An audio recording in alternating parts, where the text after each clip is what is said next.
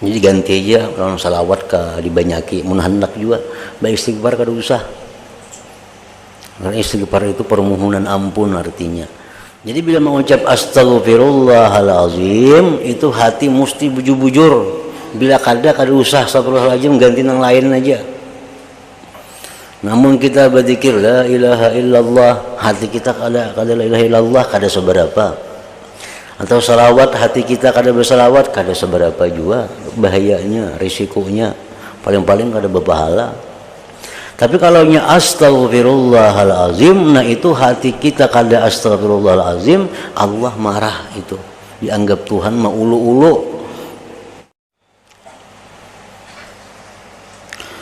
Dan telah meriwayatkan oleh guru kami Imam Al-Hafiz Abdul Baqa rahimahullahu taala daripada Abu Qabisah, beliau berkata, aku bermimpi melihat Imam Sufyan Ats-Tsauri, lalu aku bertanya kepadanya, apa yang dibuat oleh Allah Ta'ala bagi engkau? Nah, Imam Sufyan Ats-Tsauri wafat, lalu kawannya bermimpi bertemuan lawan Sufyan Ats-Tsauri ini, bertemuan, lalu jarang kawan kayak apa ikam mati tadi, kayak apa Tuhan menghadapi ikam, kayak apa ikam di hadapan Tuhan. Maka Imam Sufyan menjawab, nazartu ila rabbi kifaham faqala li hani'an ridai anka ya ibna sa'idi laqad kunta qawwaman idza azlama ad-duja bi'abratin mushtaqin wa qalbin hamidi padunaka fakhtar ayya qasrin arattah wa zurni fa inni minka ghairu ba'idi. Artinya aku melihat kepada Tuhanku secara nyata. Ujar Sufyan Ats-Tsauri, begitu aku mati pindah alam, aku melihat Tuhan secara nyata.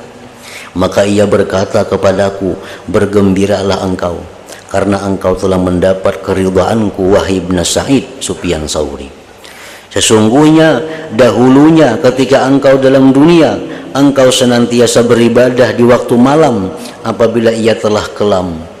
Engkau mencucurkan air mata karena rindu dan hatimu dipenuhi kecintaan. Maka sekarang pilihlah mana-mana istana yang engkau kehendaki dan datanglah menziarahiku karena aku senantiasa dekat dan tidak jauh daripadamu.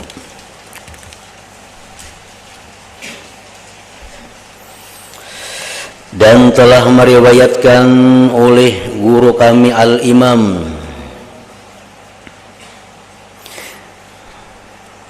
Al-Hafiz Abdul Baqa rahimahullah ta'ala daripada Yahya bin Mu'adz Ar-Razi, beliau berkata, berapa banyak orang yang meminta ampun sedangkan ia dimarahi. Banyak orang minta ampun lawan Tuhan tapi disariki Tuhan. Dan berapa banyak orang yang berdiam sedangkan ia dikasihi. Ada orang yang diam aja tapi disayangi Tuhan. Ini aku ciak minta ampun tapi disariki Tuhan. Kayak apa itu?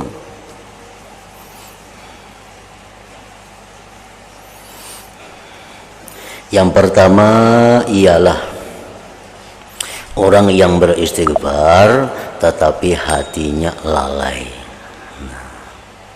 Orang yang di mulut saja Astagfirullahaladzim, astagfirullahaladzim, astagfirullahaladzim, tapi hatinya kada astagfirullahaladzim. Tuhan marah. Bukan hanya dapat pahala, tapi dapat kemarahan Allah.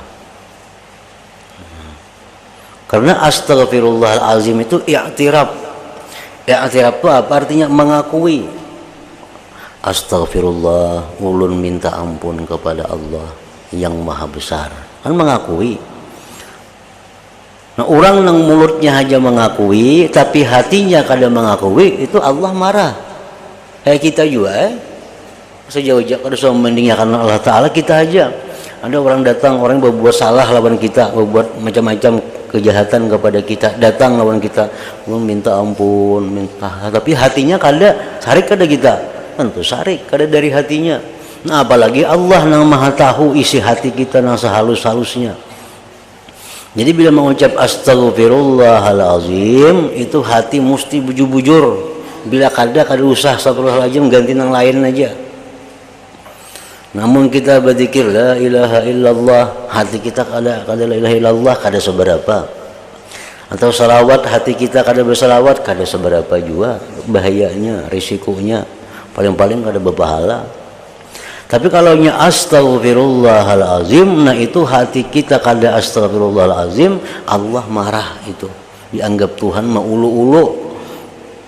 Jadi ulun minta ampun lawan pian, ulun banyak salah lawan pian, tapi hati kurih-kurihing. Nah, kita tahu kita gin sarik lawan orang itu maulu-ulu kita, apalagi Allah. Nah, jadi ada orang nang beristighfar tapi disariki Tuhan. Nah, istighfar mulutnya aja, hatinya kada. Atau yang kedua, orang nang beristighfar hatinya kada lalai tapi kada baampih, Tuhan marah juga. Di mulutnya astagfirullahalazim, minta ampun kepada Engkau ya Allah, hatinya kayak itu, tapi perbuatannya kada berhenti dari dosa, masih dalam jurang dosa. Itu bukan hanya dapat ampunan tapi dapat kemarahan Allah Ta'ala. Nah, contohnya laki-laki itu kada boleh memakai emas, kada boleh kalau haram. Ini berutas emas, berarti memakai yang diharamkan oleh Allah. Nah itu astagfirullahalazim, minta ampun kepada Engkau, tapi utas di tangan aja bandak nah, kada dipacu-pacu. Nah itu Allah marah juga. Minta ampun tapi masih melakukan perbuatan itu, Tuhan sarik. Jangankan diampuni, justru belakang disariki, dimarahi oleh Allah. Nah, dan Tuhan marah juga orang yang sengaja melepaskan satu kemaksiatan tapi ada niat pulang kena hendak berbuat kemaksiatan, Tuhan marah juga. Ini aku pakai cincin lah, mun aku beristighfar nih kena bercincin nih, Tuhan marah, paco dulu. Karena yang beristighfar kena aku pasangnya pulang. Nah, Tuhan marah juga kayak itu, diulu-ulu kayak itu. Nah, jadi orang beristighfar tapi dimarahi oleh Allah. Jadi orang-orang yang masih dalam terkait lawan dosa, terkait lawan maksiat, itu kada usah beristighfar. Nah, Tuhan kada perlu istighfar itu, yang perlu ampihi maksiatnya. Itu yang diperlukan Tuhan. Itu yang diperintahkan Tuhan kepada kita. Kita misalnya ada baisian usaha, ada baisian apa nang dilarang Allah, kita ada berhubungan lawan orang-orang dilarang Allah, kita berhubungan lawan inya, kada usah beristighfar dulu, ampihi dulu hubungan itu. Nah kayak itu maksudnya, ampihi hubungan itu hanya beristighfar. Bila masih berhubungan aja istighfar Tuhan kada ketuju dan Tuhan marah. Tuhan merasa diulu-ulu dengan tingkah laku kita itu.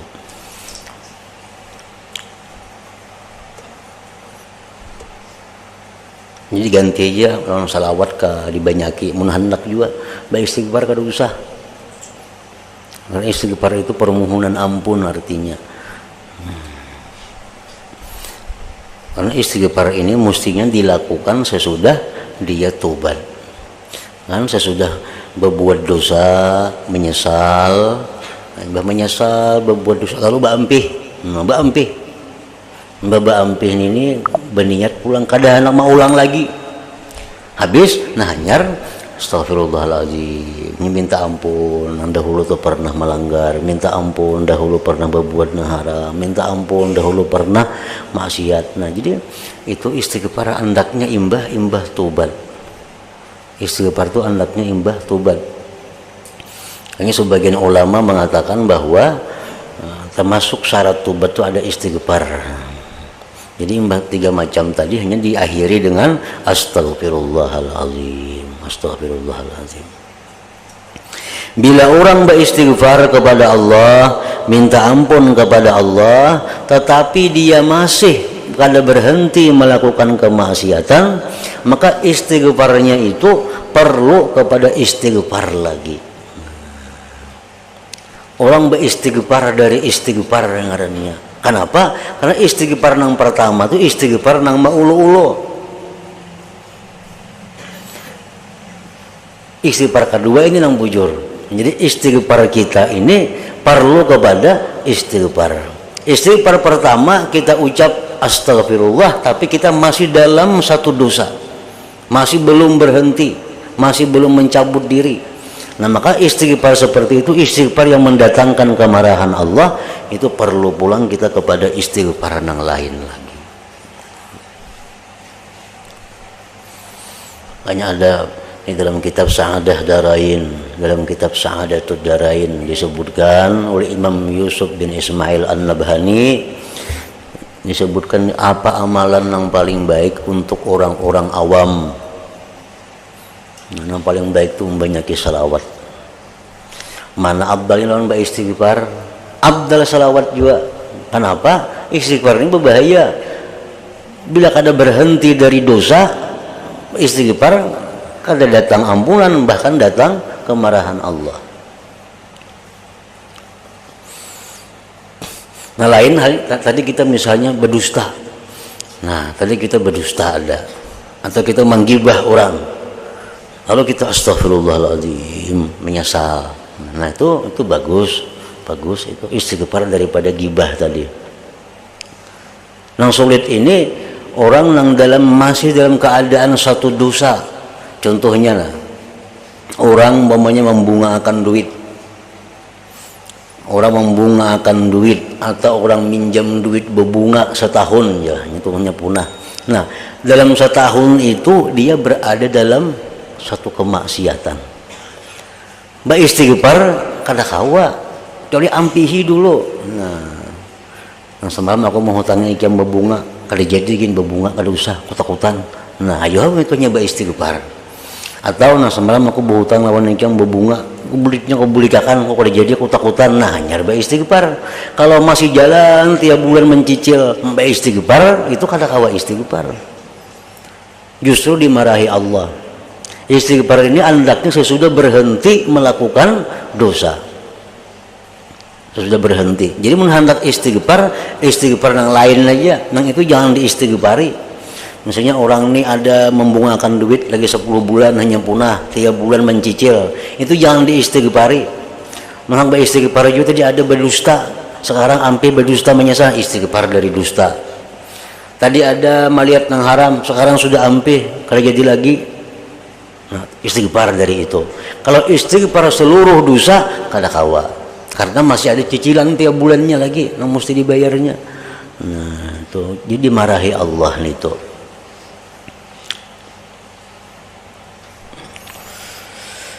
Ini istighfar hanya berlaku terhadap dosa-dosa, maksiat-maksiat yang sudah dihentikan. Jangan maksiat yang masih berjalan.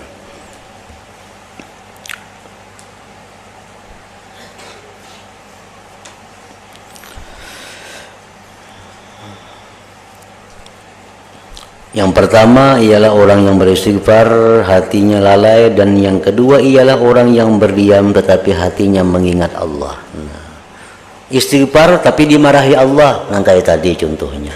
Diam tapi dikasihi Allah, diam tapi ingat kepada Allah.